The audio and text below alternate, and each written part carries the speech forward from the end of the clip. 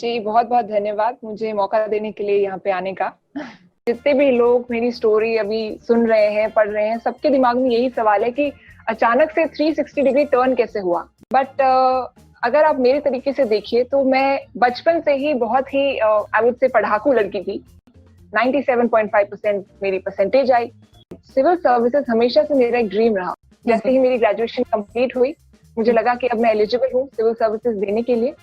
तो 1 साल बैठ के आराम से तैयारी की मैंने और फिर आज रिजल्ट सबके सामने है।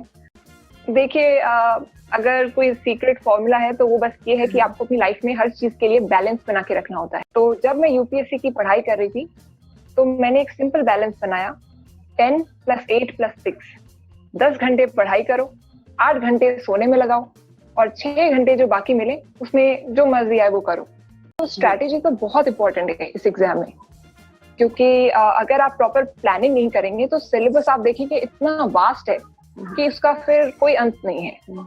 लेकिन यूपीएससी जो पूछता है वो हर चीज सिलेबस के अकॉर्डिंग ही पूछता है, उसके बाहर कुछ नहीं आता। तो मैं अगर बहुत बड़ी मोटी बुक होती थी उसका मैं बहुत शॉर्ट अपना नोट्स वर्जन बना लेती थी। अगर 100 पेज की बुक है तो मैं 100 पेज का 2 पेज में करके उसको बार बार रिवाइज करना, ये मेरी स्ट्रैटेजी थी। देखिए यूपीएससी एक ऐसा एग्जाम है जिसमें फोकस, डिसिप्लिन एंड कंसिस्टेंसी बहुत इंपॉर्टेंट है। तो इट्स एन इंडिविजुअल्स चॉइस। आपको जो चीज डिस्ट्रैक्ट करती है आपको उसको कट आउट करना है। मुझे ऐसा लगा था कि अगर मैं सुबह उठते ही अगर इंस्टाग्राम देखने का सोच रही हूँ तो definitely I am becoming a slave to that technology and ये मेरी प्रिपरेशन में काम नहीं आने वाला। तो while I use the internet thoroughly for my preparation, but मैंने उसको उसी तक सीमित रखा जब तक वो टेक्नोलॉजी मेरे काम आ रही है। जी, मैं ये कहना चाहूंगी कि मैंने इस एग्जाम को सिर्फ एक कमरे में बैठ के अपने नोट्स और इस सबको कंपाइल करके प्रिपरेशन की है और ये आप इस देश के किसी भी कोने में कर सकते हैं। तो जो भी लोग अभी मुझे सुन रहे हैं, जो ये एग्जाम देना चाहते हैं, जिनके माता पिता सुन रहे हैं, तो ये ऐसा एग्जाम है which is so inclusive. UPSC exam आपको इतना आई वुड से इतना आपको आपकी जर्नी इतनी स्मूथ करने की कोशिश करता है। इसकी जो मटेरियल है वो आप कहीं भी मंगा सकते हैं, ऑनलाइन इंटरनेट पे सारी चीजें अवेलेबल हैं। कुछ एक आध मटेरियल हो सकता है जो आपको ना मिले, लेकिन इसका मतलब ये नहीं है कि आपकी प्रिपरेशन में कोई रुकावट आई। आजकल न्यूज़पेपर से लेकर सारी चीजें ऑनलाइन अवेलेबल हैं, तो व्हाई नॉट यूज दैट। मेरे जो पापा हैं वो इंडियन आर्मी में हैं, he is an army officer. तो जैसा कि डिफेंस बैकग्राउंड में होता है, डिसिप्लिन तो घर में हमेशा से ही रहता है। तो 6 बजे उठना वो तो बचपन की ही आदत है। लेकिन मेरे फादर ने कभी मुझे किसी चीज के लिए रोका नहीं। उन्होंने बोला कि जो मन में आए वो करो। कभी ज्यादा मार्क्स के लिए कभी मुझे डांटा नहीं। किसी ने मुझे कभी नहीं कहा कि तुम पढ़ाई करो या अभी बैठ के पढ़ाई करो या ये करो वो करो, कभी नहीं। हमेशा मुझे फ्रीडम दिया, लेकिन ये बोला कि जो हमने तुम्हें संस्कार दिए हैं, जो वैल्यूज दी हैं, उसका हमेशा ध्यान रखना। No matter where you go, always remember where you come from. तो अपनी रूट से कनेक्टेड रहना, यही मेरे डैड ने मुझे सिखाया।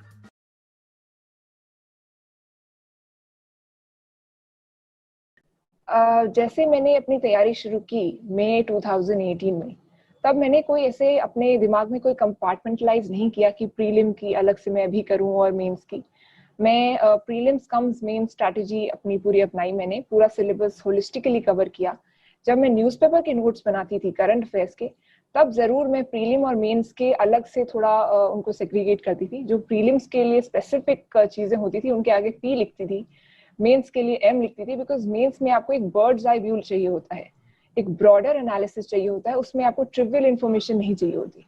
तो ताकि आगे मुझे ये कोई दिक्कत ना आए अपने नोट्स को सेग्रीगेट करने में, इसलिए मैंने ये डिस्टिंक्शन सिर्फ अपने करंट अफेयर्स में किया। बाकी थ्रू आउट द ईयर मैंने दोनों की तैयारी साइमल्टेनियसली की।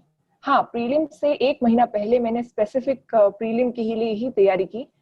और जैसे कुछ सब्जेक्ट्स हैं like ancient history, medieval history, जो सिर्फ प्रीलिम के लिए जरूरी होते हैं, तब उन पे मैंने ज्यादा ध्यान दिया।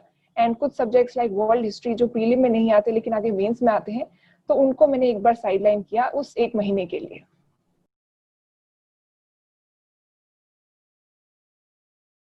कि मेरे पास बहुत लिमिटेड टाइम था, तो मैं हर सब्जेक्ट के नोट्स नहीं बना सकती थी। लेकिन मैंने अपने सोर्सेस इतने लिमिटेड रखे। मैंने कुछ बुक्स ऐसी थी जो मैंने सिर्फ एक बार पढ़ी, ओवरऑल उनसे मैंने एक पर्सपेक्टिव गेन किया और फिर उन्हें मैंने साइड में रख दिया। So those were my read only once books. NCERTs और कई ऐसी तमाम बुक्स होती हैं जो एक बार पढ़ के काफी है। बाकी मेरी जो कोर बुक्स थी, लाइक हिस्ट्री के लिए फॉर एग्जांपल स्पेक्ट्रम, पॉलिटी के लिए लक्ष्मीकांत, तो आई थिंक मुझे एक बुक लिस्ट पूरी निकालनी पड़ेगी, लेकिन बहुत लिमिटेड मेरा रिवाइजिंग मटेरियल था। मैं उन्हीं को बार बार रिवाइज करती थी, तो मेरे लिए रिविजन बहुत मुश्किल नहीं था। हाँ, ऑप्शनल के लिए मैंने बहुत एक्सटेंसिव नोट्स बनाए थे, बिकॉज प्रीलिम्स और मेंस में बहुत कम डिफरेंस होता है। उस टाइम अगर आपके पास ऑप्शनल के नोट्स हों तो वो बहुत आसान हो जाता है। तो ऑप्शनल के लिए मैंने डेफिनेटली बहुत अच्छे से नोट्स बनाए थे।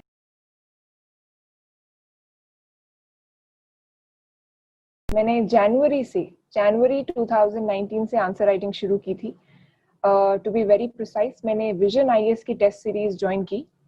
देवर अबाउट 20 to 21 टेस्ट, तो वो मैंने ज्वाइन की। इसके अलावा इनसाइट सिक्योर करके एक इनिशिएटिव होता है उनकी वेबसाइट पे, वो हर दिन कुछ ना कुछ क्वेश्चन देते हैं, तो उससे भी मैं दो तीन क्वेश्चंस प्रैक्टिस करती थी। एंड बाकी क्वेश्चंस को पढ़ती जरूर थी कि उनके एक बार आंसर्स में देख लूं, कोई कीवर्ड्स उनमें से मुझे मिल जाएं ताकि मेरी आंसर राइटिंग में वो बाद में हेल्प करें।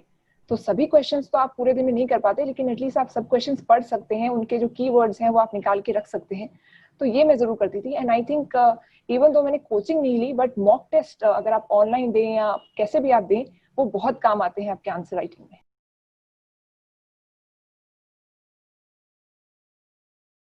जी, पहले तो मेरा जो आप कहें फंडा जो था वो ये था कि इस एग्जाम को पहले आपको समझना पड़ता है।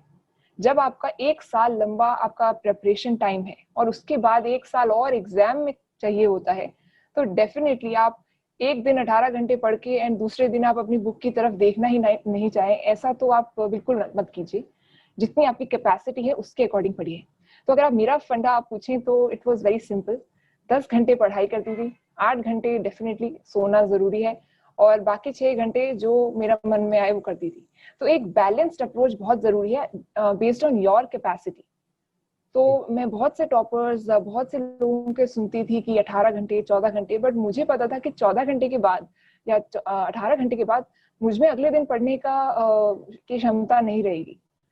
तो मैं उतना ही पढ़ती थी जितना मैं कंसंट्रेशन के साथ कर सकती हूँ, एंड टाइम वेस्ट ना हो, अगले दिन मेरे में एनर्जी बचे, इसलिए मैं एक बैलेंस अप्रोच फॉलो करती थी।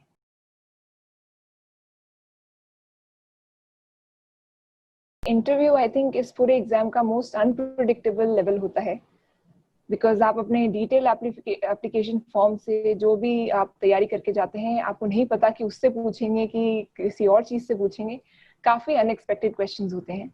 तो वैसे तो मेरा जो एप्लीकेशन फॉर्म था काफी उनको इंटरेस्टिंग लगा, बिकॉज मेरा background miss India and modelling and मैंने ये सब लिखा हुआ था that you know in my hobby, कि रैंप मॉडलिंग मुझे बहुत पसंद है। तो डेफिनेटली उनको ये बहुत इंटरेस्टिंग लगा। But at the same time उन्होंने मुझसे जो क्वेश्चन पूछे वो मेरे इकोनॉमिक्स बैकग्राउंड से पूछे।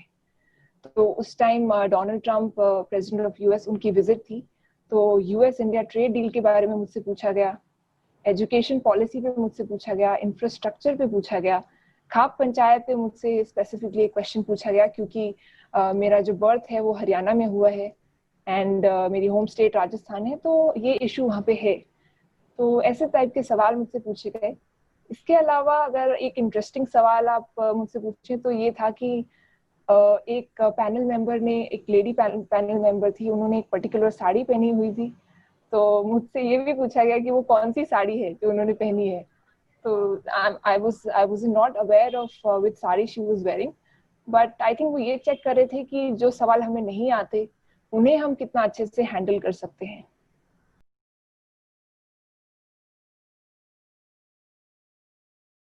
देखिए, जितने भी लोग एस्पिरेंट्स जो हैं, जो अभी एग्जाम देने का सोच रहे हैं या जो ऑलरेडी पढ़ रहे हैं, उनको मैं यही कहूंगी कि प्लीज कंसिस्टेंसी बनाए रखें, कभी हिम्मत ना हारें, बिकॉज ये एक ऐसा एग्जाम है जिसमें आपके इमोशनली बहुत उतार चढ़ाव आते रहते हैं। मेरे साथ भी आए थे। लेकिन आप एक सिंपल सा लॉजिक सोचिए कि हर साल 800 से ज्यादा बच्चे सिलेक्ट होते हैं इस एग्जाम में, तो अगर वो कर सकते हैं तो आप क्यों नहीं। तो never let anyone tell you that you can't do something. You know always believe in yourself, ये एक बहुत जरूरी चीज है. If you think you can do it, you are already half way there. तो सबसे पहले अपने ऊपर भरोसा रखें एंड ये भरोसा रखें कि आज नहीं तो कल मैं ये एग्जाम जरूर क्रॉस कर लूंगा, जरूर मेरी रैंक आएगी. तभी आप में आपकी परफॉर्मेंस भी उसी के अकॉर्डिंग होगी.